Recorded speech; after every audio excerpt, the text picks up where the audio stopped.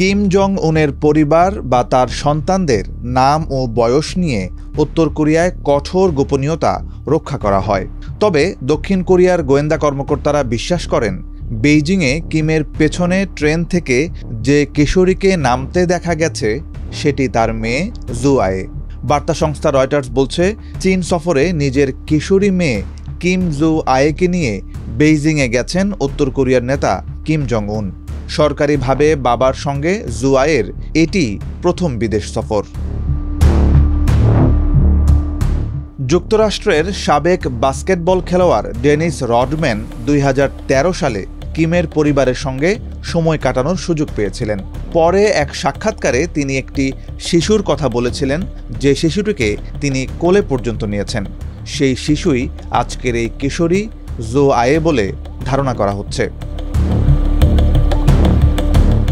পারিবারিক প্রথা ভেঙে 2022 সালে আন্তঃমহাদেশীয় ব্যালিস্টিক ক্ষেপণাস্ত্র প্রদর্শন প্যারেডে মেয়েকে নিয়ে প্রকাশ্যে এসেছিলেন কিম।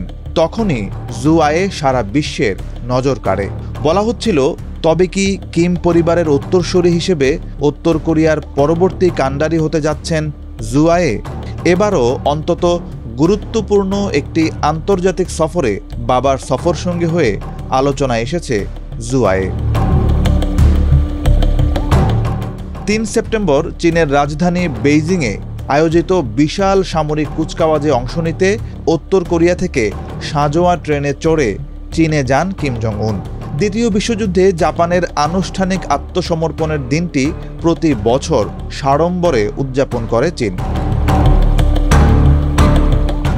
যুক্তরাষ্ট্রভিত্তিক স্টিমসন সেন্টারের উত্তর কোরিয়ার নেতৃত্ব বিষয়ক বিশেষজ্ঞ মাইকেল ম্যাডেন বলেন, এই মুহূর্তে উত্তর কোরিয়ার পরবর্তী সর্বোচ্চ নেতা হওয়ার দৌড়ে সবচেয়ে এগিয়ে আছেন জু আয়ে।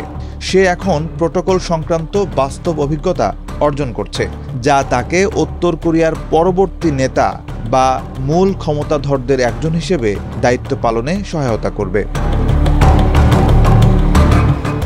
জু আয়ে এই প্রথম উত্তর কোরিয়ার বাইরে কোথাও বাবার সফর সঙ্গী হলেন। তার বাবা কিম জং উন বা তার ক্ষমতাধর ফুপু কিম ইউ জং কারোরই এমন অভিজ্ঞতা নেই বলে জানান ম্যাডেন।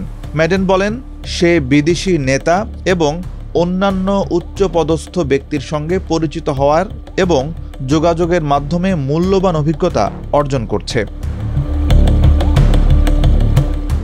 বিশ্লেষকরা বলেন, কিম জং উন কখনো তার বাবা কিম জং ইলের সঙ্গে বিদেশে গেছেন এমন কোনো প্রমাণ নেই।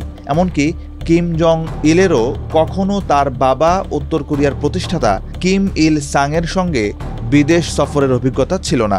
কিম জং উনের সন্তানদের সম্পর্কে কোনো তথ্য প্রকাশ করার ক্ষেত্রে উত্তর কোরিয়ার গণমাধ্যমগুলোকে কড়া হাতে নিয়ন্ত্রণ করা হয়। এখনও কিমের সন্তানদের বিষয়ে বিশ্ব খুবই কম জানে। দক্ষিণ কোরিয়ার গোয়েন্দা সংস্থা এখন পর্যন্ত জু আয়েকে কিমের সম্ভাব্য উত্তরসূরি হিসেবে বিবেচনা করছে, যদিও পুরুষ প্রধান রাজবংশের শীর্ষ পদে শেষ পর্যন্ত কোনো নারীকে দেখা যাবে কিনা তা নিয়ে রয়েছে সংশয়।